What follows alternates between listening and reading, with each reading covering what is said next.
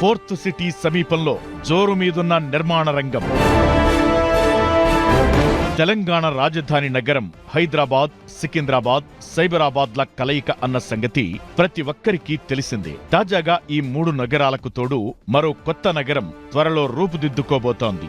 రాజధానిలో ఫోర్త్ సిటీకి తెలంగాణ సర్కార్ చక్కని ప్రణాళికలు సిద్ధం చేస్తోంది.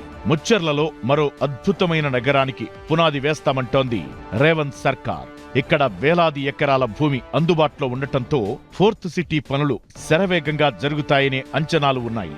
హైదరాబాద్ సిటీలో ఉన్నట్టుగానే రాబోయే 50 ఏళ్లను దృష్టిలో పెట్టుకుని ఇక్కడ మౌలిక సదుపాయాలు కల్పించాలని ప్రభుత్వ పెద్దలు డిసైడ్ చేశారు.